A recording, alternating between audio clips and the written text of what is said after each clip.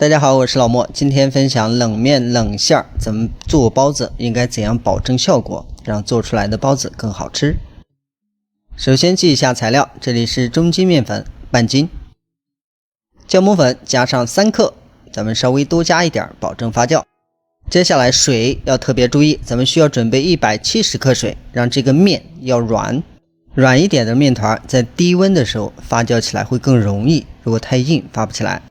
只是在和面的时候一定要把水分揉得越匀越好，所以咱们成团之后在案板上多撒干粉揉面，直到把这个面团揉得不太黏。大家可以看这时候还沾案板，咱们一定要把它揉彻底，揉的时间呢可以稍微长一点，3-5分钟，直到把这个面团揉的表面偏光而且不粘手，就像画面中这样，就可以来发酵了。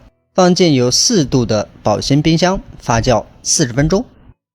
然后制作冷馅，咱们准备2个鸡腿去骨，然后事先用味道腌一下，把味道放全，然后打碎，加上胡萝卜丁，再加上少许的洋葱，这个馅呢就算配完了。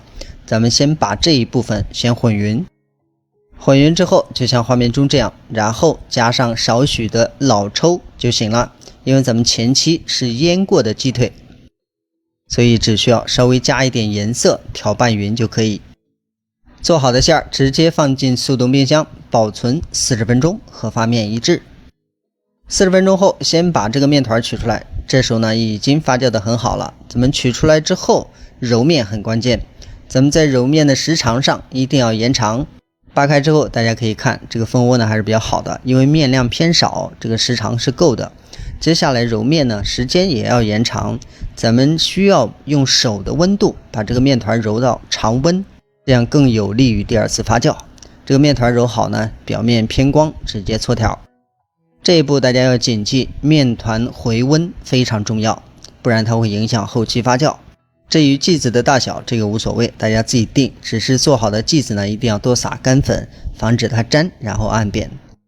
擀面皮的时候要注意稍微偏厚一点，因为面偏稀，如果不留发酵空间，咱们做出来松软的口感呢就会差很多。所以在擀皮的时候呢偏厚一点，做出来的效果会更好。如果面皮太薄更容易烫面。面皮擀好，咱们把馅取出来就可以包了。包的时候呢大家可以看像这样呢，它成为一团，就是说明冻得比较好。包的时候就比较简单，因为面比较软，很容易把它捏起来，只是在捏到最后的部分呢，咱们尽量的让它靠紧一点，不要太松，封不封口无所谓，只要它紧密一点就好。这样包子咱们就做完了，然后盖上大概10分钟。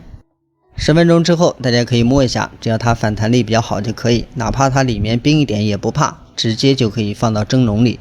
放的时候呢一定要摆均匀，大小保持一致，然后开水中火蒸15分钟，稍微焖一下出锅。大家可以看一下做出的效果就像这样。所以用冷面冷馅制作包子，面团回温非常重要。愿意做的朋友可以尝试一下。咱们今天的视频就到这里，感谢大家的观看，咱们下期视频再见。